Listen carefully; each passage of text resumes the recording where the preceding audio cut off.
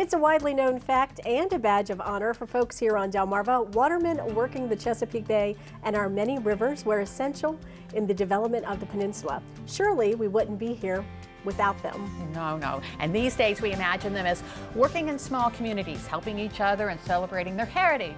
But there was a time when their activity on the water was, well, let's just say not so peaceful. We're talking about the Oyster Wars, and we are happy to welcome back Andy Nunez. He is an author and amateur historian, and he is here to explain more about these wars. Welcome to Historic Studio D. Glad to be here. Yeah, so can you tell us, where did these Oyster Wars take place? Well, in the Chesapeake Bay. As you know, Chesapeake Bay had some of the best oyster beds in the country.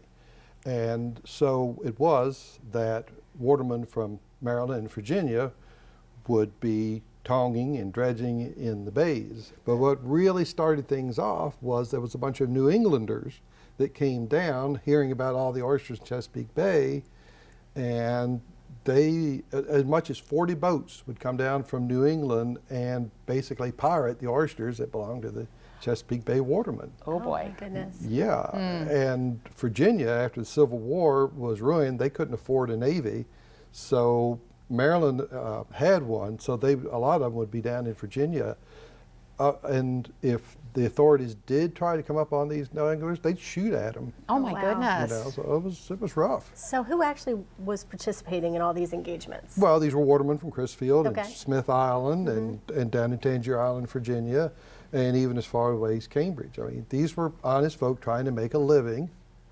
Most of them had gone to, were using the shaft tongs, which you took the tongs of two shafts to pull up the oysters to sort them out. A lot of them were using dredges, which were these big metal mesh cages that they dragged behind the boat, and they took bigger boats and more men to handle all that.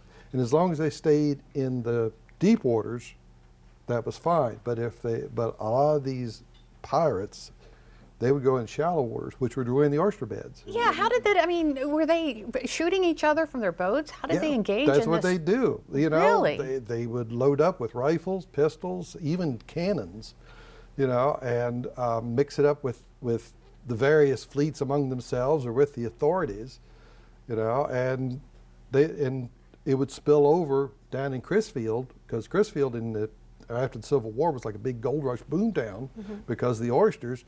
And the watermen from Smith Island and Tangier Island, they'd come to the saloons and they'd have fist fights and prize fights, Oh my goodness. you know, and oyster eating contests and everything to have this rivalry. Well, how did the violence finally end? Well, the two states finally put enough bureaucracy in place to enforce the laws, and they finally settled on the boundary.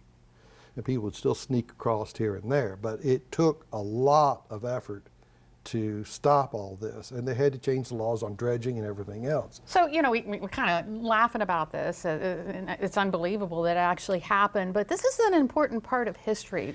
It is, because the oyster industry, the seafood industry, was one of the great foundations of Eastern Shore life. You couldn't go anywhere with, you know, like they said about Crisfield, it was built on oysters, on oyster shells, basically, is literally true. And when the railroad came through, thanks to John Crisfield, who they named the town after, that's when it boomed. And it not only boomed in Crisfield, but in places like Cambridge as well. They all benefited from the bounties that were in the Eastern Shore, in the waters, until they overdid it. They overdid it, yeah. Well, you can find Andy's books about treasures, ghosts, pirates, and Delmarva history all up and down the peninsula, and they are very good. I have some myself and enjoy reading them, Andy. So, but thank you so much for coming in. My pleasure. Telling us about this amazing event. Anytime.